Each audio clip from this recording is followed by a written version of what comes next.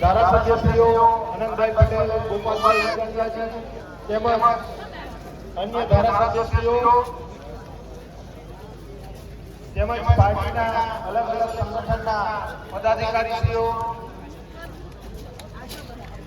અમારા ઈસુદાનભાઈજી, વર્ષાબેન તેમજ મંચ પર પધારેલ તમામ આગેવાનશ્રીઓ, ભાઈઓ બહેનો, વડીલો, યુવા સાથી મિત્રોનું અમે આટલા બધા ભર વરસાદમાં તમે સ્વયંભૂ આટલી જનમેદની તમે ઉમટી પડ્યા છો ચૈતરભાઈના સમર્થનમાં, એ બદલ ચૈતરભાઈ વતી અને એમના પરિવાર વતી તમારો અમે દિલથી ખૂબ ખૂબ આભાર વ્યક્ત કરીએ છીએ.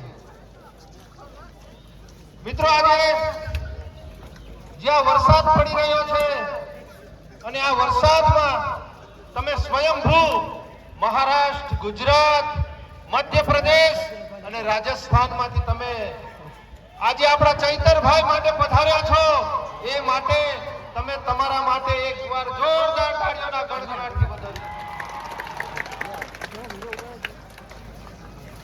મિત્રો, શા માટે આ સરકાર આ ચૈતરભાઈ વસાવાને વારંવાર ટાર્ગેટ કરે છે? શા માટે એમણે જેલમાં જવું પડે છે? મિત્રો, ચૈતરભાઈ એ આપણા તમામ સમાજ માટે અવાજ ઉઠાવે છે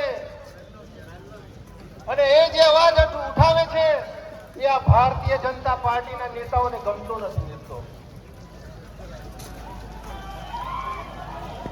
મિત્રો, રોડ રસ્તાનો પ્રશ્ન હોય, આરોગ્યનો પ્રશ્ન હોય, શિક્ષણનો પ્રશ્ન હોય, આજે તમામ મુદ્દા પર આનંદભાઈ હોય, ગોપાલભાઈ હોય, આપણા ચૈતરભાઈ એ તમામ સમાજના દરેક મુદ્દાઓ પર લડે છે અને મજબૂતાઈથી આ સરકાર સામે અવાજ ઉઠાવે છે. એ જ મિત્રો આ સરકારને ગમતું નથી.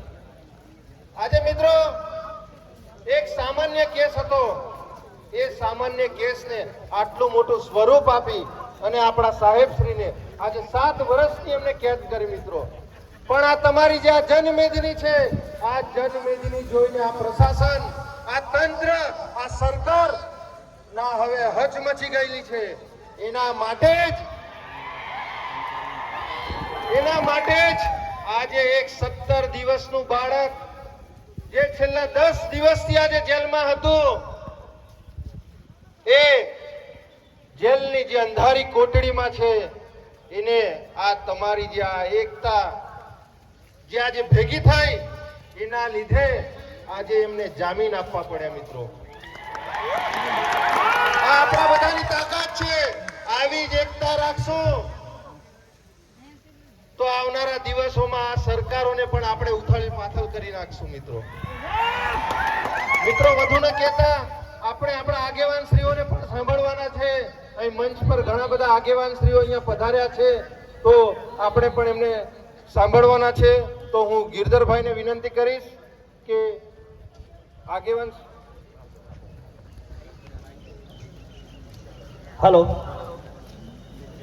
આજની સભામાં ગુજરાતના ચારે ખૂણાઓથી, મધ્યપ્રદેશ હોય, રાજસ્થાન હોય કે પછી ગુજરાત, મહારાષ્ટ્ર હોય, ત્યાંથી ચારે બાજુ દિશાઓની અંદરથી ચૈતરભાઈ વસાવાને સમર્થન આપવા માટે ઉપસ્થિત રહેલા તમામ મહાનુભાવોના હું અહીં નામ અનાઉન્સમેન્ટ કરું છું.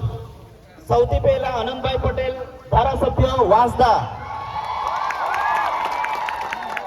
ગોપાલભાઈ ઇટાલિયા, ધારાસભ્ય વિસાવદર. ઈસુદાનભાઈ ગઢવી,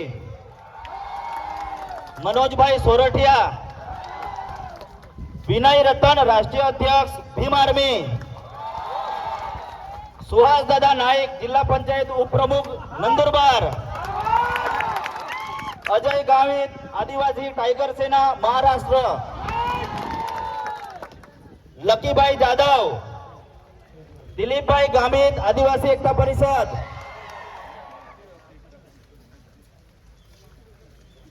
દિલીપભાઈ બારિયા, ઓબીસી સમાજ. ડોક્ટર જયરામ રાઠવા, ભોગંબા.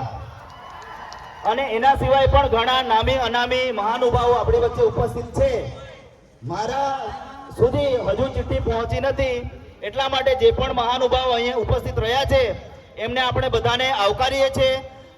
જનસભાને સમર્થન કરવા માટે તેઓ અહીં ઉપસ્થિત રહ્યા છે, એમના માટે હું ખાસ આભાર વ્યક્ત કરું છું. આપણી વચ્ચે વિનયભાઈ રતન રાષ્ટ્રીય અધ્યક્ષ ભીમ આર્મીના છે, તો એમને વિનંતી કરીશું કે આજની સભાને સંબોધન કરશે અને સમય મર્યાદામાં આપણે લેશું એવું વિનંતી છે.